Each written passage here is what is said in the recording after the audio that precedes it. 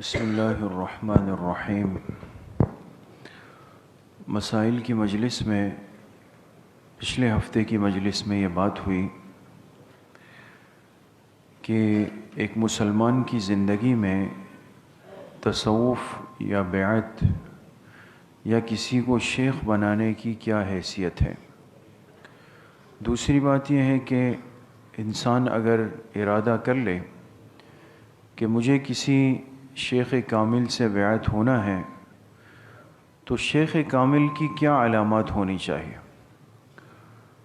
اور تیسری بات یہ ہے کہ بیعت ہونے کا فائدہ کیا ہے، اس کی ضرورت کیا ہے۔ اگر کوئی بیعت نہ ہو تو آیا اس سے کوئی نقصان ہے، اور اگر بیعت ہو جائے تو اس کا فائدہ کہاں تک انسان کو پہنچ سکتا ہے۔ یہ کچھ باتیں پچھلی منگل کی مجلس میں ہو گئی۔ آج کی مجلس میں بہت ہی اہم بات ہے کہ 10 ایسے آداب ہیں یا ایسے اصول ہیں جو اس سلوک کے راستے میں ہم سب کے لیے جاننا بہت ضروری ہے۔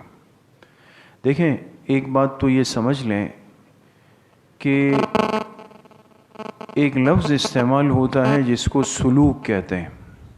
سلوک ایک ہم اردو میں کہتے ہیں بھئی تمہارا سلوک اچھا نہیں ہے نا، تو یہاں اس سلوک کی بات نہیں ہو رہی۔ یہ لفظ سلوک استعمال ہوتا ہے بیعت کے اصطلاح کے اندر۔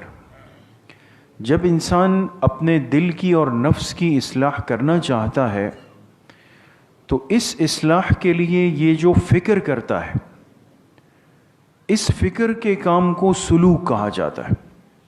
جیسے مثال کے طور پہ ہمارے شیخ کی مجلس اتوار کو ہوتی ہے، ایک مثال دے رہا ہوں، تو اس مجلس میں شرکت کے لیے اگر ہم اہتمام کر لیں، تیار ہو جائے، گاڑی تیار کر لے، وقت سے پہلے پہنچ جائے، یہ فکر کرنا یہ سلوک کہلائے گا۔ تو یہ جو سلسلہ سلوک ہے، سلسلہ بیعت ہے، سلسلہ تصوف ہے، اس میں سالکین کے لیے، مریدین کے لیے 10 باتوں کا خیال رکھنا بہت ضروری ہے۔ کتنی باتوں کا؟ 10 باتوں کا، اور یہ بہت غور سے سمجھنے کی ہے۔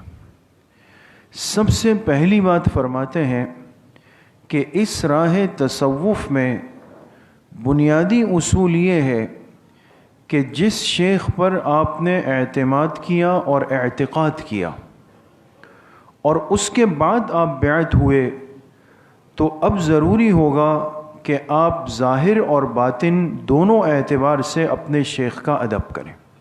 ادب بنیاد ہے، بنیاد، اس کے بغیر دوسرا قدم بھی نہیں اٹھ سکتا ہے۔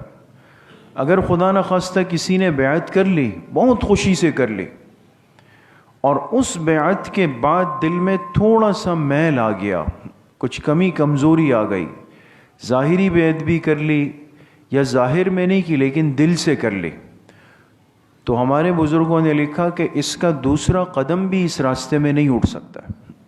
ادب بنیاد ہے دوستو اس راستے کی، تو اس کا بہرحال بہت زیادہ خیال رکھا جائے، اور یہاں تک ادب کرے کہ مجھے جتنا فائدہ اپنے اس شیخ سے ہو سکتا ہے اتنا اب کسی اور بزرگ سے نہیں پہنچ سکتا۔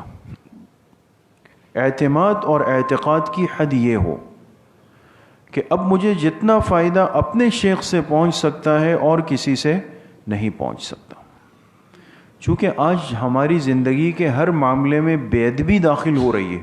آپ اگر غور کریں، بچے ماں باپ کی بے ادبی کرتے ہیں، اساتذہ کی کرتے ہیں، بزرگوں کی کرتے ہیں، بڑوں کی کرتے ہیں، ہر ایک جہاں تھوڑی سی بحث ہو گئی بے ادبی پہ انسان اترنے کے لیے تیار ہے۔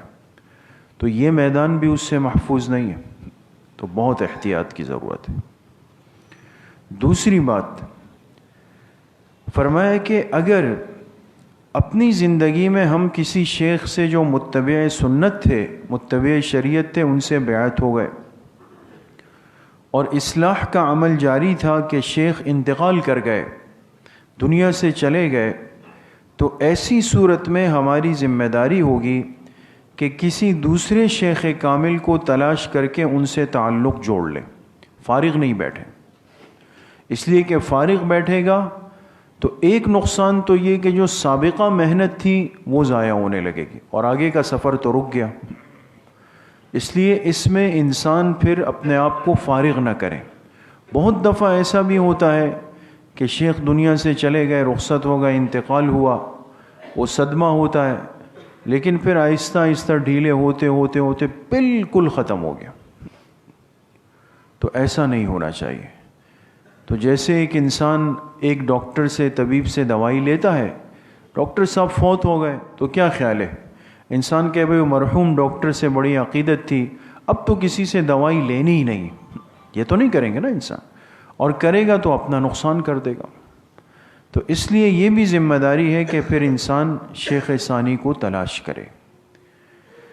تیسرا ادب فرمایا کہ خود سے کسی کتاب کا، چاہے وہ دین کی کسی بھی نسبت کی کتاب ہو یا وظائف کی کتاب ہو یا بزرگوں کے ملفوظات کی کتاب ہو، تو اس کو پڑھ کر اپنی عقل سے اس کے بارے میں کوئی فیصلہ نہ کرے۔ بعض دفعہ انسان جب اس سلسلے سے جڑ جاتا ہے تو بہت سارے دینی جذبات دل میں آتے ہیں۔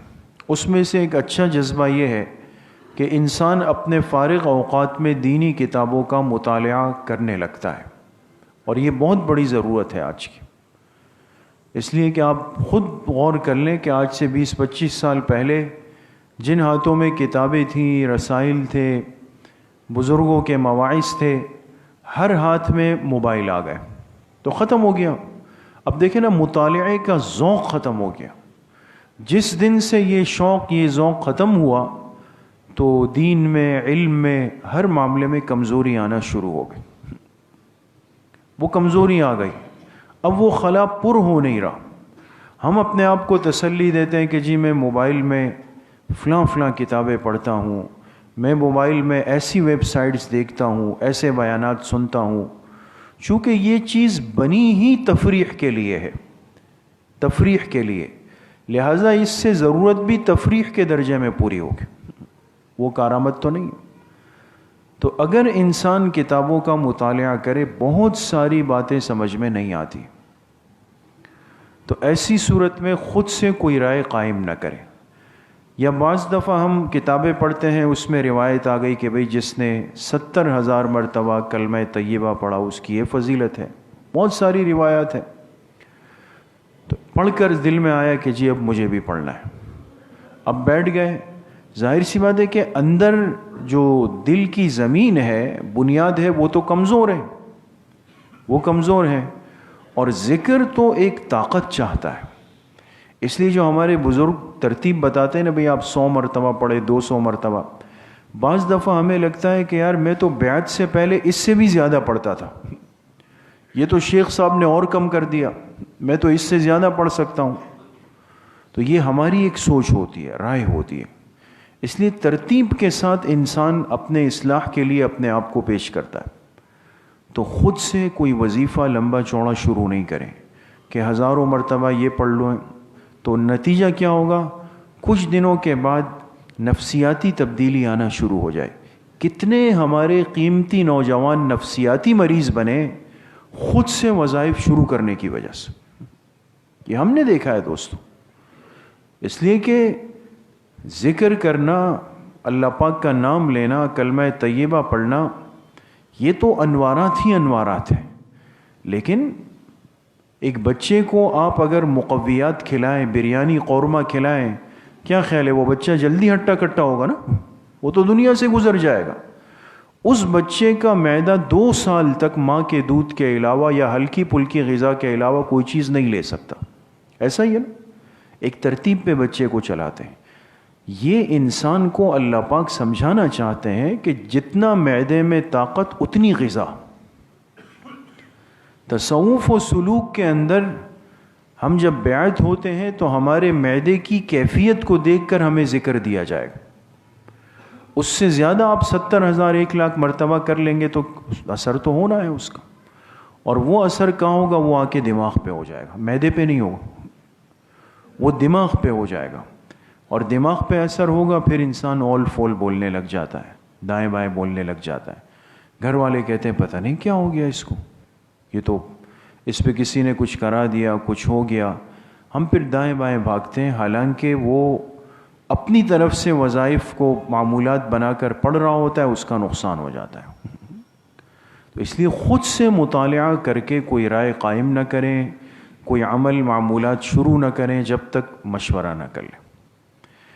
چوتھی بات فرمائی کہ اگر زندگی میں غلطی سے ایسے شیخ یا پیر صاحب سے بیعت ہو گئے کہ بعد میں اندازہ ہوا کہ وہ شریعت اور سنت کے متبع نہیں ہیں، ایسا ہو جاتا ہے، خاص طور پہ جو ایک خاندانی تسلسل ہوتا ہے۔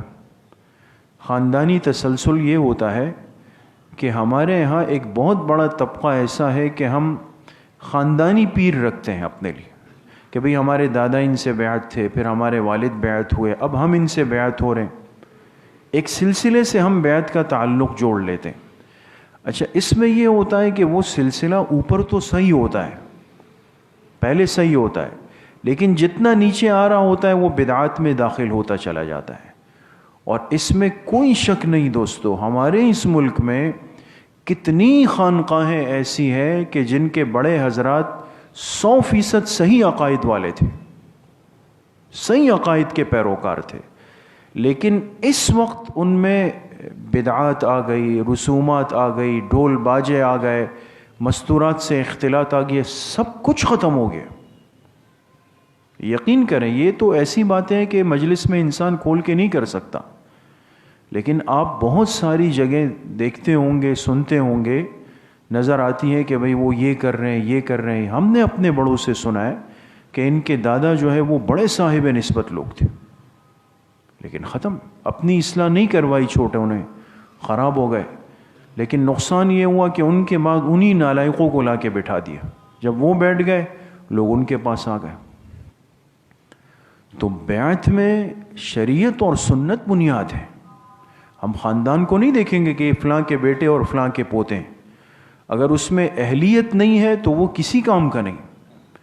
تو اندازہ ہوا کہ بھئی جن سے بیعت ہیں وہ تو خود شریعت کے خلاف چل رہے ہیں، ان کا عمل، ان کی زندگی، لباس، چال ڈھال، سب چیزیں سنت کے خلاف ہیں۔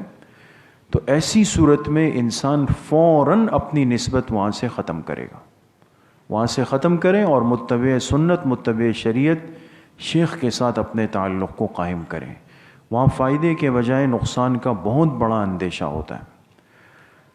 اچھا، پانچویں بات فرمائی کہ بعض دفعہ اس سلوک کے راستے میں انسان مبالغے کا شکار ہو جاتا ہے۔ مبالغہ کہتے ہیں ایک چیز حد سے زیادہ ہو جائے۔ جیسے آج کل آپ نے دیکھا ہوگا، ہم بعض باتیں کسی کی تعریف شروع کریں گے تو ہو زمین سے اس کو اٹھا کے 7ویں آسمان تک لے جائیں گے کہ بھئی یہ ہے، بس ایسا لگتا ہے کہ ایک قدم کے بعد اس کے فرشتے بننے کی دیر ہے بس۔ یہ مبالغہ آمیزی کہلاتی ہے، یہ منع ہے۔ تو بعض دفعہ ذہنوں میں یہ بات ہوتی ہے کہ جی پیر صاحب تو بڑے انسان ہیں، بڑے وہ ہیں، لہٰذا کچھ گڑبڑ نہیں کرنا، ورنہ پیر صاحب کو آپ کے تمام حالات کا، رات دن کے معمولات، ہر چیز ان کے علم میں ہوتی ہے۔ ایسا ہو سکتا ہے دوست؟ ہو سکتا ہے؟ نہیں ہو سکتا، یہ تو علم غیب ہے دوست۔ تو اس لیے یہ الگ چیز ہے کہ نسبت کی وجہ سے نسبت کا ایک نور ہوتا ہے، کیفیات کا القاء ہوتا ہے، وہ الگ چیز ہوتی ہے۔ جیسے حدیث پاک میں فرمایا آپ علیہ الصلاۃ والسلام نے کہ اگر نمازیوں میں کوئی نمازی وضو طہارت کا اہتمام نہیں کرے، یہ تو صحیح حدیث ہے، اور آ کے نماز میں شامل ہو جائے، تو اس کی طہارت کی کمزوری کا، وضو کی کمزوری کا اثر امام پہ پڑے گا، امام سے غلطی ہو جائے گی نماز کے اندر۔ یہ تو الگ چیز ہوتی ہے، یہ ایک اثر ہوتا ہے جو خیر میں بھی منتقل ہوتا ہے اور کمزوری میں بھی منتقل ہوتا ہے۔ لیکن یہ دعویٰ کرنا کہ جی وہ تو سب کچھ وہ جانتے ہیں، گھر بیٹھے ان کو پتہ ہے کہ میرے مریدین کیا کر رہے ہیں، کہاں جا رہے ہیں، کیا کھا رہے ہیں، کیا پی رہے ہیں، یہ نہیں ہو سکتا ہے بس، یہ بڑی خطرے کی بات ہوتی ہے۔ تو ایسی کمزور باتوں سے بہرحال احتیاط کرنی چاہیے۔ چھٹی بات فرمائی کہ اگر کسی صحیح شیخ سے متعلق ہو گئے، لیکن کچھ عرصے کے بعد محسوس ہوا، بات کو سمجھے دوستو، کہ جس شیخ سے تعلق قائم کیا اب ان کی باتوں اور معاملات کے اندر احتیاط نظر نہیں آ رہی، یا وہ باتیں خلاف شریعت کر رہے ہیں، خلاف سنت کر رہے ہیں، خلاف دین کر رہے ہیں، تو ایسی صورت میں کسی مستند عالم سے مشورہ کر لیں اور پھر انسان اس شیخ سے تعلق کو خاموشی کے ساتھ ختم کر دیں، اس لیے کہ بیعت کا مقصد تو دینی اصلاح ہے نا۔ اگر وہیں سے شریعت کے خلاف باتیں شروع ہو جائیں گی تو پھر تو فائدے کے بجائے نقصان ہے۔ تو ان معاملات کو سمجھنے کی بہت بڑی ضرورت ہے۔ اسی طریقے سے فرمایا کہ اگر بیعت کے بعد جو ذکر بتایا جائے، جو معمولات بتائے جائیں، اس کی پابندی کے بعد اگر کیفیات میں بہتری آ جائے، اور ہوتا ہے کہ اب انسان کا انشراح ہوتا ہے، اعمال کی پابندی شروع ہوتی ہے، اچھے خواب نظر آنے لگتے ہیں، تلاوت تسبیحات میں دل لگنے لگ جاتا ہے، بہت ساری چیزیں ہوتی ہیں، بعض دفعہ بزرگوں کی زیارات شروع ہو جاتی ہے خواب میں، ایسا ہوتا ہے۔ تو اپنے یہ اچھے احوال ہو تو یہ ہر ایک کو نہیں بتانے، اب صرف اپنے شیخ کو بتانے۔ بات سمجھ رہے ہیں دوستو؟ چونکہ ہم تو کمزور ہیں، لہٰذا ایک دن اچھا خواب دیکھا تو صبح تمام ساتھیوں کو بتائیں گے کہ جی رات تو میں سیر کر کے آیا ہوں وہاں کی، میں تو ایسے ایسے پھول دیکھیں، دودھ کی نہریں بہہ رہی تھی اور شہد کے گلاس تھے، یہ ساری چیزیں تو یہ نہیں بتانے چاہیے۔ ہمارے بزرگوں نے لکھا ہے کہ بیعت کے بعد کیفیات میں درستگی آئے تو ہر ایک پر ظاہر نہیں کرے، ورنہ بعض دفعہ وہ راستہ بند ہو جاتا ہے۔ تو صرف اپنے شیخ کو خط و کتابت کے ذریعے یا ملاقات کے ذریعے ان کو بتایا جائے۔ اسی طریقے سے فرمایا ایک اہم ترین بات کہ اگر وظائف اور معمولات اور تسبیحات کے بعد بھی اگر دل میں کوئی فرق نظر نہ آئے، معمولات میں فرق نظر نہ آئے، تو کبھی بھی اس صورت میں شیخ سے بد اعتقاد نہ ہو کہ بھئی یہ کیسے پیر صاحب ہیں، میں تو ان سے بیعت ہوا، معمولات شروع کیے، پھر بھی میرے اندر سستی ہے اور یہ ہے اور یہ ہے۔ تو اپنی سستی کو شیخ صاحب کے برتن میں ڈال لیں کہ شاید ان کا قصور ہے۔ فرمایا ایسا نہیں کریں، بلکہ یوں سمجھیں کہ یہ کچھ کم اثر ہے کہ اللہ پاک کا مبارک نام میری زبان پر دن میں کئی دفعہ آ جاتا ہے، کم از کم ذکر تو کرتا ہوں نا، جتنی دفعہ کیا، لیکن پہلے تو یہ بھی نہیں تھا۔ اللہ کا پاکیزہ نام لینے کا موقع تو مجھے یہاں آنے کے بعد نصیب ہوا، تو یہ تصور اپنے دل کے اندر قائم کریں۔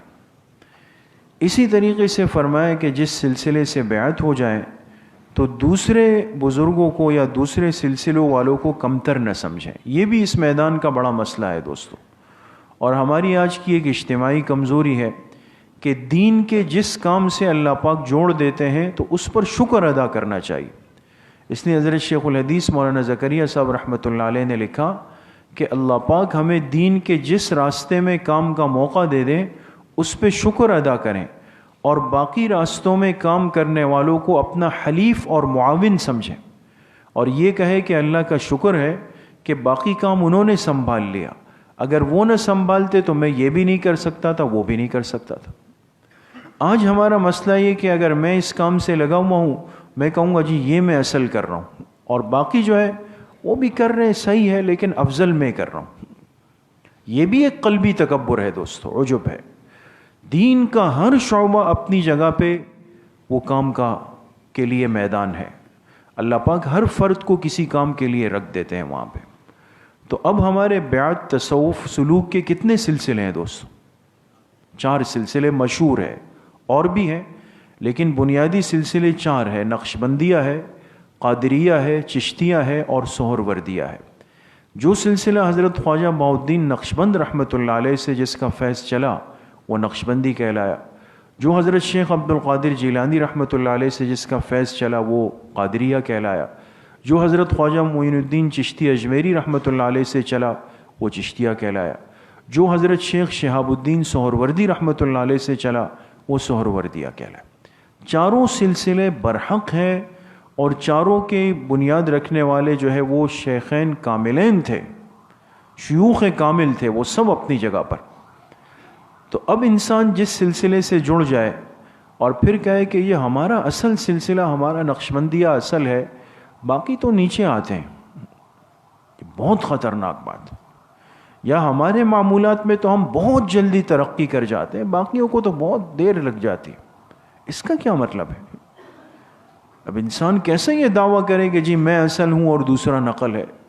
اگر سب دین کا کام کرنے، سب برحق تھے ہر ایک سے محبت کرنی، کسی کو حقیر نہیں سمجھنا ہے، کسی کی دل کے اندر تنفیر اور تحقیر نہیں آنی چاہیے، سب اپنی اپنی جگہ پر کام کر رہے ہیں۔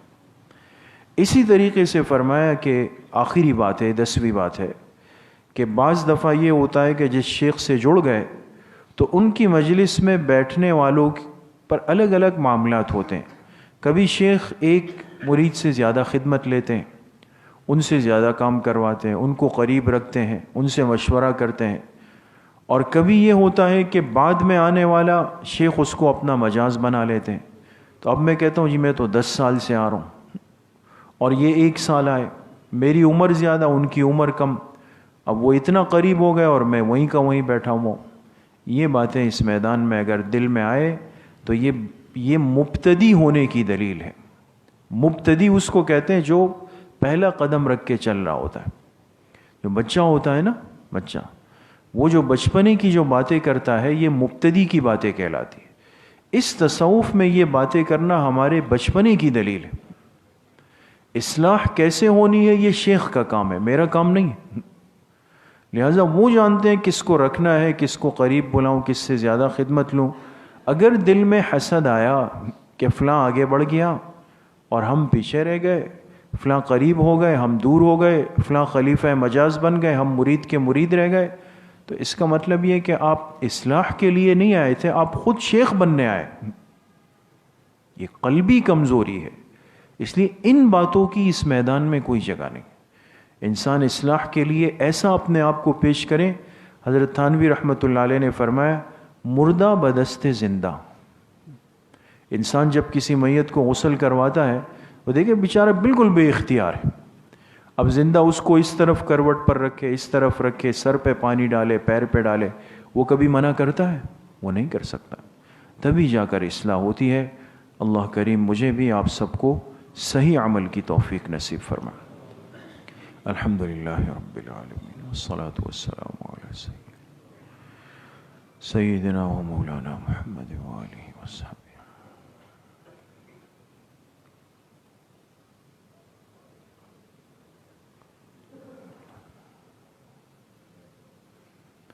وصلی اللہ وسلم علی نبینا محمد وآلہ واصحابہ اجمعین برحمتہ۔